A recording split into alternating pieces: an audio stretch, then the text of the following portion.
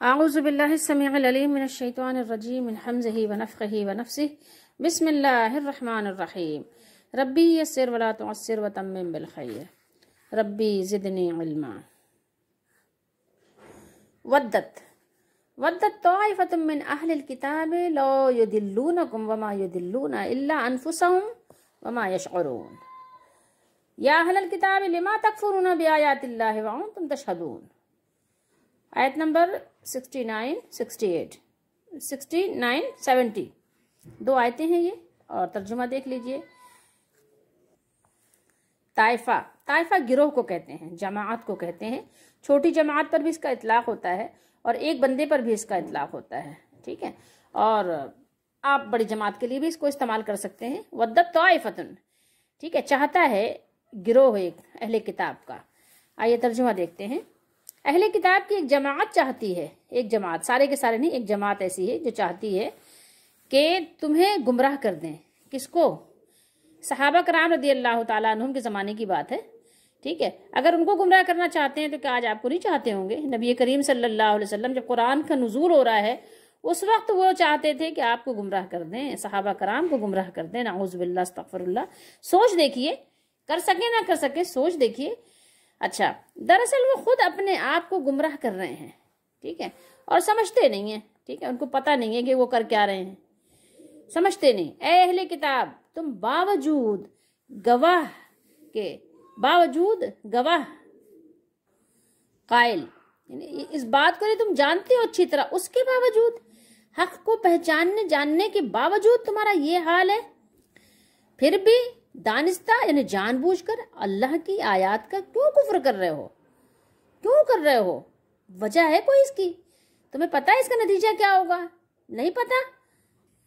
یا اہل الکتاب لما کیوں تکفرون، تم کیوں کفر کر رہے ہو، کیوں انکار کر رہے ہو اللہ کی آیات کا؟ حالانکہ بات تو یہ ہے کہ تم خود ہی اس بات کے گواہ ہو، تمہیں معلوم ہے اچھی طرح، تم جانتے ہو، تمہارے پاس پہلے سے بھی کتاب تھی، تمہارے پاس جو کتاب تھی اس میں سب کچھ لکھا ہوا تھا، اس کو پڑھا ہے تم نے، پھر بھی ایسا کر رہے ہو. وجہ کیا ہے؟ کوئی تو وجہ ہوگی نا، ایسا کیوں کر رہے ہو؟ ودت طائفۃ، اللہ تعالیٰ نے ارشاد فرمایا کہ اہل کتاب میں سے ایک گروہ تمہیں گمراہ کرنا چاہتا ہے. ایک گروہ ایسا ہے. عبداللہ بن مسعود رضی اللہ تعالیٰ عنہ فرماتے ہیں کہ یہ طائفہ جو ہے ایک بندے پر بھی اس کا اطلاق ہو جاتا ہے، یعنی ایک طرف پوری جماعت ہو، بہت سارے لوگ ہوں، ایک طرف ایک بندہ ہو حق پر، تو وہ بھی ایک طائفہ ہے، ٹھیک ہے. اچھا، خیر، تو کیا چاہیے تھا ان کو جب ان کو حق کی دعوت دی گئی؟ تو ان کے لیے چاہیے کیا تھا؟ ان کو چاہیے تھا کہ اہل کتاب فوراً یعنی نبی کریم صلی اللہ علیہ وسلم کی بات کو سنتے اور ایمان لے آتے. لیکن یہ تو انہوں نے نہیں کیا. ایمان لانا تو دور کی بات ہے، بلکہ ان کی ضد اور ان کی ہٹ دھرمی، ان کا عناد، یہ عالم ہو گیا ان کا کہ جو لوگ سیدھے راستے پر تھے، جو لوگ رسول اللہ صلی اللہ علیہ وسلم پر ایمان لائے تھے، تو ان کا یہ حال ہوا کہ وہ ان کو بھی گمراہ کرنا چاہتے تھے. ان کو بھی چاہتے تھے کہ کسی طرح سے یہ اسلام سے دور ہو جائیں، کسی طرح بھی کسی قسم کا بھی یہ کفر کر لے، بس یہ مسلمان نہ رہیں، ٹھیک ہے. تو ان کی یہ آرزو تھی، ٹھیک ہے. آپ نے پڑھا ہوگا ایک اللہ کا نام ودود بھی ہے، وہ اسی سے ہے، ٹھیک ہے، ودا یا ودو. ان کی بڑی چاہت ہے، ان کی بڑی آرزو ہے، ان کی بڑی کوشش ہے کہ کسی بھی طرح سے صحابہ کرام رضی اللہ تعالیٰ عنہ بھٹک جائیں، کسی بھی طرح سے یہ نبی کریم صلی اللہ علیہ وسلم کا ساتھ چھوڑ دیں. اگر وہ یعنی یہودی نہیں ہوتے تو چلو کوئی بات نہیں، ٹھیک ہے. اگر وہ ان کا مذہب قبول نہیں کرتے تو کم از کم اتنا تو ضرور ہو کہ مسلمان تو نہ رہیں، مشرک ہو جائیں، مطلب کافر ہو جائیں، کفار مکہ کے ساتھ ہو جائیں. یہودیوں نے ضد میں کیا بھی یہ تھا. یہودیوں نے کیا کیا تھا ضد میں؟ جب یہ مکے گئے تھے نا ان سے معاہدے کے لیے، کفار مکہ سے، تو ان لوگوں نے کہا تھا کہ کون زیادہ ٹھیک راستے پہ کون ہے؟ ہم لوگ ہیں، نعوذ باللہ، یا محمد صلی اللہ علیہ وسلم. تو انہوں نے کہا تھا نہیں، تم لوگ زیادہ ٹھیک راستے پہ ہو. اور انہوں نے کیا کیا تھا؟ انہوں نے بتوں کو یعنی جھک کر جو ہے سلامی بھی دے دی تھی، نعوذ باللہ، استغفر اللہ. تو یہ ان کا عالم تھا کہ یعنی اتنا ضد اور ہٹ دھرمی ہو گئی تھی نبی کریم صلی اللہ علیہ وسلم سے اور آپ صلی اللہ علیہ وسلم کے لائے ہوئے دین سے اور آپ صلی اللہ علیہ وسلم کے اتباع کرنے والوں سے، آپ کے پیچھے چلنے والوں سے، ان کو اتنی ضد ہو گئی تھی. یہ ضد بھی بڑی بری چیز ہے. اگر کسی کو ہو جائے نا تو یہ بہت ہی خطرناک چیز ہے، ایسی مطلب خطرناک چیز ہے کہ انسان کو پھر حق قبول کرنے سے بھی روک دیتی ہے۔ اللہ نے اس کی یعنی بڑی مذمت بیان فرمائی ہے، بغیم بینہم، بغاوت۔ ایک چیز اور بھی یاد رکھیں کہ کوئی اگر جان بوجھ کر کفر کرے تو یہ کفر، اس کی مذمت تو ہے زیادہ، لیکن یہ نہ سمجھے کوئی کہ انجانے میں کفر کرے گا تو پھر اس کا نقصان نہیں ہے، نعوذ باللہ وہ جہنم میں نہیں جائے گا۔ کیوں نہیں جائے گا؟ کوئی انجانے میں اگر زہر کھائے گا، اس کو پتہ نہیں ہوگا کہ یہ زہر ہے، تو کیا مرے گا کہ نہیں مرے گا؟ بتائیے، کیا زہر کو یہ زہر کہے گا کہ نہیں بھائی اس نے تو مجھے انجانے میں کھا لیا ہے، چلو میں اس کو کیا اثر کروں؟ ٹھیک ہے، زہر کا کام اثر کرنا ہے، وہ کرتا ہے۔ اسی طریقے سے آپ کسی کو گولی مار رہے تھے اور آپ کے دوست کو لگ گئی، آپ کے گھر والوں کو لگ گئی، آپ کے ابا کو لگ گئی، تو گولی کو پتہ ہے کیا یہ تو اس کا ابا ہے اس کے پسٹل سے نکلی ہے، تو اس کو تو نہیں ماروں گا میں، ایسا تو نہیں ہوتا نا۔ تو اسی طریقے سے کفر آپ کسی بھی طرح سے کریں، ٹھیک ہے، جان بوجھ کریں تو ظاہر ہے اس کی سزا اور زیادہ بڑھ جاتی ہے، لیکن انجانے میں کریں جبھی بھی اس کا نقصان اتنا ہی ہے۔ کیوں؟ اس لیے کہ جب سارا کچھ آپ نے سیکھا تو کیوں نہیں سیکھا آپ نے حق اور باطل؟ کیوں نہیں سیکھا اپنے مالک کی پہچان؟ کیوں نہیں سیکھی؟ مطلب سب کچھ تو آپ نے سیکھ لیا دنیا گزارا کرنے کے لیے، کہ دنیا میں کیسے رہنا ہے، کیا کرنا ہے، کیا کھانا ہے، کیا پینا ہے، مطلب دنیا کے آپ نے سارے مسائل، سارے معاملات، سب کچھ آپ نے سیکھے۔ نہیں سیکھا تو اپنے مالک کو نہیں پہچاننا نہیں سیکھا۔ کیوں نہیں سیکھا؟ تو 80 سالہ زندگی کے لیے تو اتنی محنت مشقت، ٹھیک ہے، اس کے بناؤ سنگار کے لیے تو اتنی زیادہ کوشش و محنت، اور وہ زندگی جو ہمیشہ کی ہے، جانتے بھی ہو کہ سب لوگ مر رہے ہیں، سب کو مر کے جانا ہے، تو ہمیں بھی مرنا ہے، تو وہی کے لیے تیاری نہیں کی، باقی سب کچھ کیا۔ سوچیے تھوڑی دیر کے لیے، اس کا مطلب ہے کہ یقین اور ایمان میں کہیں کمزوری ہے۔ وہ اور بات ہے کہ لفظوں میں نہیں آ رہی ہے یہ بات، زبان پر نہیں آ رہی، لیکن یہ کہ عملی ثبوت تو یہی ہے۔ تو پھر یہ کہ سیکھنا ہے ہمیں، وہ بھی سیکھنا ہے کہ بھائی کیسے آ گئے دنیا میں، کس نے بھیج دیا، کس نے پیدا کر دیا، کس نے بنا دیا، کیونکہ ہمیں پتہ ہے کہ اس میں ہمارا کوئی عمل دخل نہیں ہے۔ تو کس نے یہ جسم کو مطلب ہمارے اس نے قوت و توانائی بخش دی، کس نے اس جسم کو بنا دیا، کس نے اس کے جوڑ بند مضبوط کر دیے، کس نے ہمارے اعضاء سب جو ہے کہ کہتے ہیں صحیح سلامت کر دیے؟ کون ہے؟ کوئی تو ہوگا نا، کوئی ہے۔ تو وہ جو کوئی ہے نا، تو وہ محمد صلی اللہ علیہ وسلم نے بتایا ہے کہ وہ اللہ ہے، وہ ہمارا مالک ہے، وہ خالق ہے، وہ رازق ہے، وہی ہمارا سب کچھ ہے۔ اسی نے قرآن نازل کیا، اسی نے انبیاء علیہ الصلوۃ والسلام کو انسانوں کی ہدایت کے لیے بھیجی، مطلب ہر زمانے کے حساب سے ہر زمانے میں نبی بھیجے، اور پھر محمد صلی اللہ علیہ وآلہ وسلم پر نبوت کو ختم کر دیا۔ کیوں؟ اس لیے کہ اب اس کے بعد قیامت آنی ہے، ٹھیک ہے، تو اس لیے نبیوں کا سلسلہ ختم ہو گیا۔ پھر اس امت کو یہ ڈیوٹی دی گئی کہ اب آپ جو ہے اس قرآن کے مشن کو آگے لے کے چلو۔ تو یہ ضد جو ہے کرنے کی ضرورت نہیں، حق کو تلاش کریں اور حق کو تلاش کر کے حق کو قبول کریں، یہی اسی میں آپ کا فائدہ، اسی میں آپ کا بھلا ہے، ٹھیک ہے، اگر اپنا بھلا چاہتے ہیں تو انہوں نے کیا کیا؟ انہوں نے بالکل اس کے الٹ کر دیا، ضد میں اتنے آ گئے، اتنے ضد میں آگے بڑھ گئے، اتنی حسد میں آگے بڑھ گئے، ضد اور حسد کی وجہ سے انہوں نے یہ سارا کچھ کیا، اور ان کا مقصد کیا تھا کہ مومنوں کو گمراہ کرنا۔ صحابہ کرام، مومن سب سے پہلے مومن تو وہی لوگ تھے نا، نبی کریم صلی اللہ علیہ وسلم پر ایمان لانے والے، کہ اس سے ان کو ایمان والوں کو گمراہ کر دیں، لیکن اس کا وبال انہی پر لوٹے گا، ٹھیک ہے، لیکن بیچاروں کو پتہ بھی نہیں، انہیں اس بات کا شعور بھی نہیں ہے، جانتے بھی نہیں کہ ہم کر کیا رہے ہیں، کیونکہ انسان حسد میں، ضد میں کیا ہوتا ہے، جیسے ایک لفظ کہے اندھا ہو جاتا ہے۔ حسد اور ضد اتنی بری چیز ہے کہ اس کو پھر حق اور باطل نظر ہی نہیں آتا، صحیح اور غلط کا شعور ہی اس کے اندر ختم ہو جاتا ہے، دوست اور دشمن کی پہچان ختم ہو جاتی ہے۔ یہ بہت بڑی کہنا چاہیے کہ مصیبت ہے یہ، کہ انسان اتنا ضدی ہو جائے۔ ضد بہت مطلب یعنی گندی چیز ہے، ضد نہیں کرنا چاہیے، اور حق کے معاملے میں ضد کرنا یہ تو بہت ہی یعنی سخت بات ہے۔ تو کبھی کبھی تو انسان کے مہر بھی لگ جاتی ہے، جیسے ابو جہل کی مہر لگ گئی، اس نے پہچان لیا تھا حق کو، جان لیا تھا، لیکن کہا کہ نہیں اپنی سرداری کیسے چھوڑوں۔ تو یہی حال ان یہود کا تھا، نصارہ کا تھا، کہ اپنی کرسیاں کیسے چھوڑوں۔ اور آج بھی ایسے بہت لوگ آپ کو ملیں گے، پہچان چکے ہیں وہ حق کو، ان کو پتہ ہے کہ کوئی مدد کرنے والا نہیں، لیکن پھر بھی لگائے جا رہے نعرے، یا غوث المدد، یا غوث المدد۔ آپ بتائیے کہ آپ کے پاس جتنی چیزیں ہیں، اس میں آپ کے غوث نے آپ کو کتنی چیزیں دی ہیں؟ آپ کے پاس جتنی چیزیں ہیں، زندگی، صحت، شعور، اعضاء، کھانا، پانی، اولاد، اس میں کتنی چیزیں آپ کو آپ کے غوث نے، آپ کے خواجہ نے، آپ کے داتا نے دی ہیں، اور کتنی چیزیں ہمارے اللہ نے، جو وہ خواجہ بھی ہے اور داتا بھی ہے، غوث بھی ہے، ٹھیک ہے، سب کا مالک بھی ہے، تو اس نے ہمیں کیا دیا ہے؟ اللہ قرآن نے بیان کیا، اس نے سب کچھ دیا ہے، اور ہم مجھے لا کر وہ دکھاؤ، اللہ اعلان کر رہا ہے، مجھے وہ دکھاؤ کہ اللہ کے علاوہ تمہیں کس نے کیا دیا ہے۔ ساری چیزیں اللہ نے بنائی، تم وہ بتاؤ جو تم اللہ کا شریک ٹھہرا رہے ہو کہ اللہ تعالیٰ کے مقابلے میں کس نے زمین و آسمان کی کیا چیز بنائی ہے، کیا چیز بنائی ہے، تمہارے غوث نے کیا چیز بنائی ہے، تمہارے بزرگوں نے کیا چیز بنائی ہے، ذرا بتاؤ تو صحیح، جن کو تم سمجھتے ہو کہ تمہارے کام بناتے ہیں۔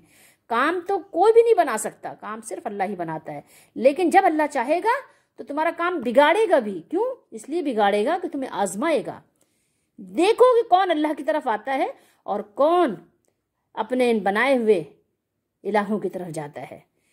تمہارے کبھی کبھی آپ دیکھیں گے کسی کے یہاں ایسا بھی ہوتا ہے کہ 3 4 5 بچے ہوتے ہیں، سب ختم ہو جاتے ہیں۔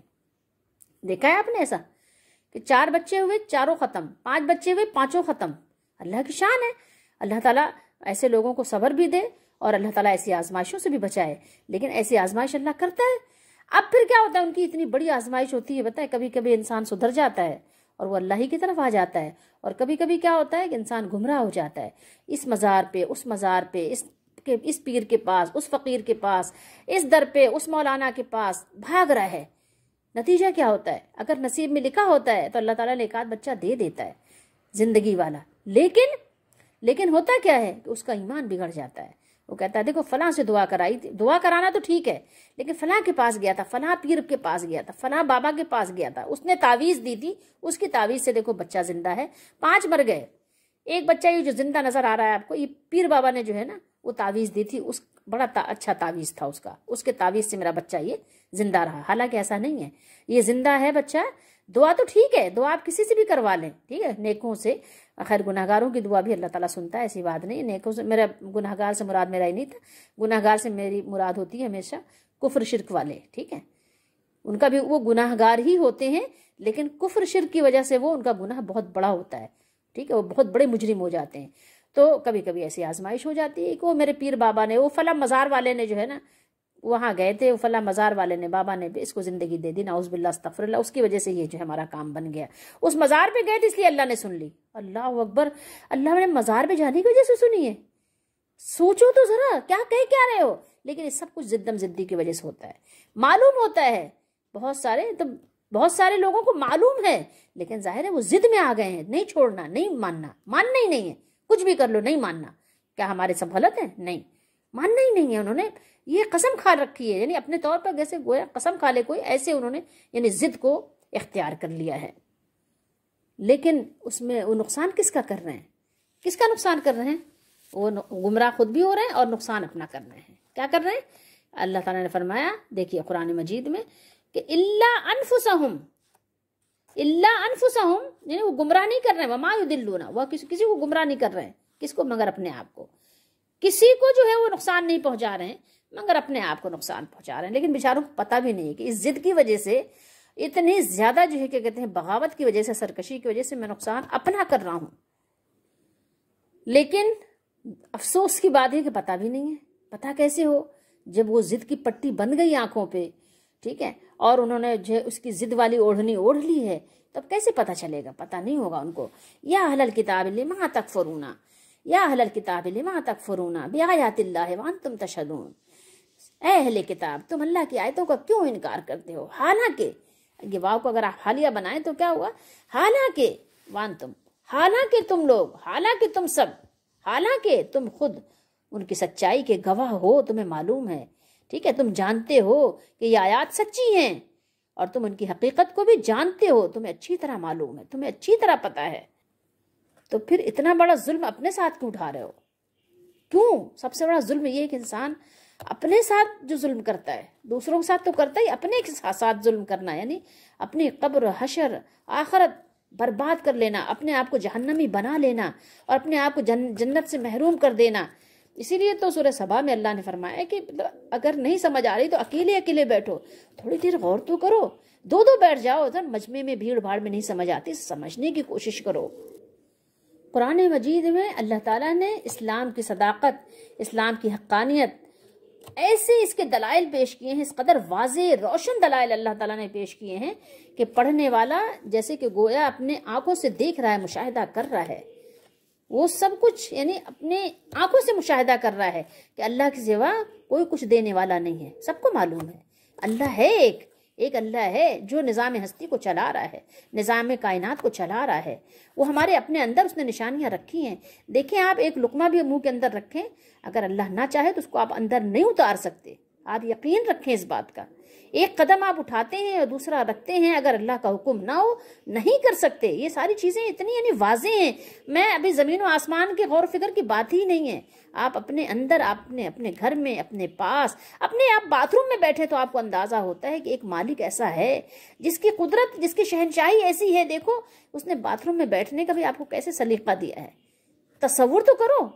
کبھی سوچا آپ نے اس بارے میں؟ جب آپ لیٹتے ہو کیسے آپ کبھی کروٹ لے لیتے ہو، کبھی سیدھے ہو جاتے ہو، کبھی مطلب کیسے ہو جاتے ہو، کبھی پاؤں سمیٹ لیتے ہو، کبھی پاؤں پھیلا لیتے ہو، کبھی کیسے ٹیک لگا کے لیٹ جاتے ہو.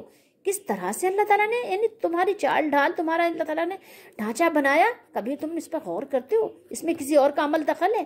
یہ چیزیں اتنی واضح اور روشن ہیں کہ انسان کو کہیں اور جانے کی ضرورت نہیں ہے. یہ ساری کائنات ہستی کی جو کچھ بھی یعنی مینجمنٹ کا انتظام چل رہا ہے وہ ایک اللہ ہے جو چلا رہا ہے. ایک اللہ، اور وہ کسی کا محتاج نہیں، سب اس کے محتاج ہیں.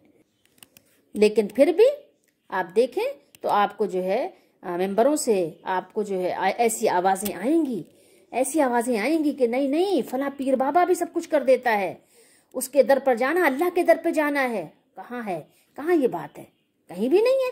لیکن یہ ہے کہ اس کے باوجود کوئی آپ بتائیں لوگ آپ کے دشمن بن جاتے ہیں، آپ کو ماننے کو تیار نہیں کہ ہاں بھائی مان لو، بات قرآن سے میچ کر کے مان لو، دیکھ تو لو، ذرا غور تو کر لو، کہیں ایسا نہ ہو کہ آپ اپنا بہت بڑا نقصان کر ڈالو. لیکن اس کے الٹا کیا کرتے ہیں کہ مسلمانوں کو اسلام سے بدزن کرتے ہیں، توحید والوں کو بدزن کرتے ہیں، اور وہ بہت سارے جتن کرتے ہیں. ٹھیک ہے، ان کے سامنے طرح طرح کے شبہات پیش کرتے ہیں.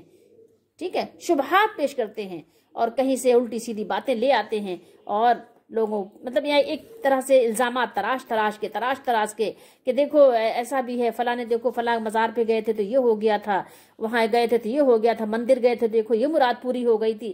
مطلب یہ ہر قوم کے لوگ، چاہے وہ ہندو ہو، چاہے وہ عیسائی ہو، چاہے وہ کلمہ پڑھ کر جو شرک کرنے والا ہو، وہ دیکھیں آپ کو لوگ گمراہ کرنے میں لگے ہوئے ہیں. اور انسان نہیں سمجھتا، لیکن وہ کس کو گمراہ کر رہا ہے؟ اپنے آپ کو، اپنے نامہ اعمال کو سیاہ کر رہا ہے، اپنے نامہ اعمال کی سیاہی میں اضافہ کر رہا ہے. اور بے خبری ایسی ہے بیچارے کو کہ اپنے آپ کو ہلاکت کے گڑھے میں پھینکنے کے باوجود اس کو پتہ بھی نہیں ہے. کبھی کیا کرتے ہیں لوگ، انبیاء علیہم الصلوۃ والسلام کے معجزات کو پیش کریں گے اور پھر کہیں گے دیکھو اگر ان کو اختیار نہیں تھا تو یہ کیسے انہوں نے کر دیا. بھائی اختیار کی کہاں سے بات آ گئی؟ اللہ تعالیٰ نے ان کو یہ معجزہ عطا فرمایا، اختیار کی بات کہاں سے آ گئی؟ تو اس طرح سے وہ مطلب لوگوں کو طرح طرح کی باتیں کرتے ہیں. تو ہمارے لیے سب سے زیادہ بہتر بات یہی ہے کہ ہم ضد کو چھوڑیں اور سکون سے بیٹھیں اور پھر اس کے بعد قرآن مجید کی آیات پر غور کریں، رسول اللہ صلی اللہ علیہ وسلم کے طریقے پر غور کریں، صحابہ کرام رضی اللہ تعالیٰ عنہ کے عمل پر غور کریں، ان کے طریقے پہ غور کریں، اللہ تعالیٰ سے دعا کریں.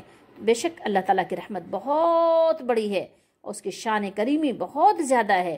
تو اللہ تعالیٰ اپنی رحمت سے ہمیں اپنی رحمت پہ ڈھانپ لے گا انشاءاللہ. ہمیں راہ ہدایت کے لیے ہمارے دلوں کو کشادہ کر دے گا، ہماری آنکھوں کو روشن کر دے گا، ہمارے کانوں کو کھول دے گا اور ہماری زبان پر حق کو واضح کر دے گا کہ ہم زبان سے بھی حق کو بولیں گے، کانوں سے بھی حق کو سنیں گے، دل میں بھی اس کی جگہ پیدا ہوگی. اللہ تعالیٰ ہم سب کا حامی و ناصر ہو. لیکن کوشش شرط ہے، بغیر کوشش کی ہدایت نہیں ملتی. بغیر کوشش کے ہاں کوئی خوش نصیب ہو تو وہ اور بات ہے، ورنہ بغیر کوشش کے ہدایت نہیں ملتی. کوشش آپ کو کرنی پڑے گی. کھچڑی پکا کے بریانی نہیں ملتی، یاد رکھیے.